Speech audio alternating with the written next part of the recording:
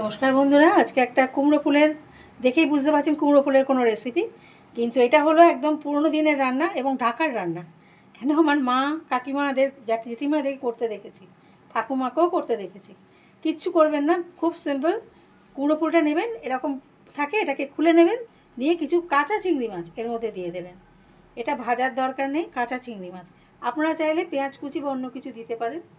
আমি 4খানা দিলাম, এটাকে ফোল্ড করলাম।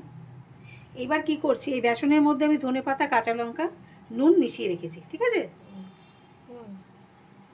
এবার এর মধ্যে এটাকে আমি উল্টে দিলাম, জাস্ট এটাকে এর মধ্যে গায়ে মিশিয়ে নিলাম। এবার এর মধ্যে ছেড়ে দিলাম।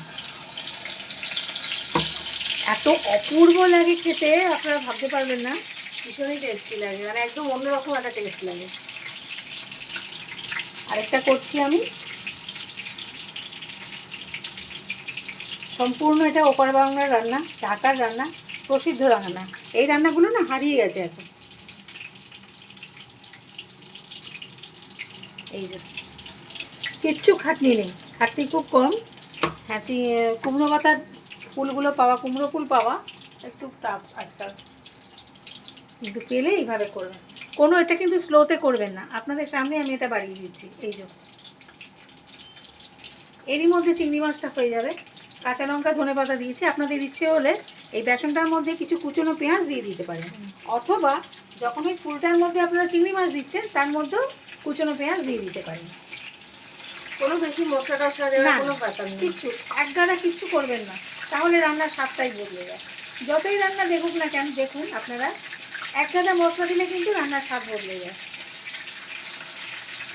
এটা খেতে এত অপূর্ব লাগে, আপনারা ডাল ভাত দিয়ে এটা মুখে দিয়ে খেতে পারেন, বা কোনো স্পেশাল কোনো পোলাও বা রান্না কিছু পোলাও করলেন বা ফ্রাইড রাইস করলেন, তার সাথে এটা নিতে পারেন। আর ডাল ভাতের সাথে বা ঘি ভাতের সাথে এটা তো অনবদ্য, দারুণ লাগে, দারুণ লাগে। করতেও বেশি সময় কোনো ব্যাপার নেই, মানে আপনি আরও 10টা কাজের মধ্যে এটা করতে পারেন। আমি সেই সব রান্নাগুলোই আপনাদেরকে দেখাই, যেগুলো মানে করতে অসুবিধা নেই, খুব তাড়াতাড়ি হয়ে যায়, ঝামেলা কম। এটা কিন্তু কিছু সিমে করতে হবে না। আর চিংড়িটাকে দেখবেন খুব ওই বড়ো চিংড়ি নেবেন না, পুকুরে যে ছোটো চিংড়িগুলো সেইগুলো নেবেন, যেমন এই সাইজগুলো ছোট্ট, এই যে হ্যাঁ, কুচো না, এটা কুচোর থেকে একটু বড়। হ্যাঁ, সেই চিংড়িগুলো, এগুলো নেবেন। কুচো চিংড়িও বলা যায়, কিন্তু কুচোগুলো একদম যে ছোটো ছোটো ওগুলো না।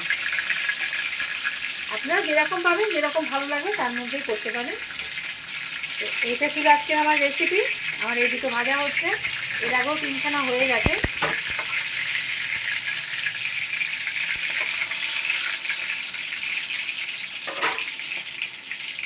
এই যে আমি তুলে নেবো, এটা খুব কড়া ভাজা করবো না, কারণ এখন আমরা খেতে বসছি না, যখন খেতে বসবো তখন আমরা আবার এটাকে একটুখানি ভেজে নেবো, তাহলে কি গরম গরম থাকবে। এই ছিল আজকের রান্না, কুমড়ো ফুলের চিংড়ি পুরের রান্না। চিংড়ি পুর দিয়ে কুমড়ো ফুলের পাতা, কুমড়ো ফুলটাকে ভাজবেন, এই বড়াটা বানাবেন, নিজেরা খাবেন। আমাকে কমেন্টসে কিন্তু একটু জানান যে নতুন রান্নাগুলো কেমন লাগছে। এই রান্নাটা কিন্তু দেখা যায় না সচরাচর। বা আপনারা যদি এটার কোনো অন্যরকম পদ্ধতি জানেন সেটাও আমাদেরকে শেয়ার করবেন। Thank you. Thank you.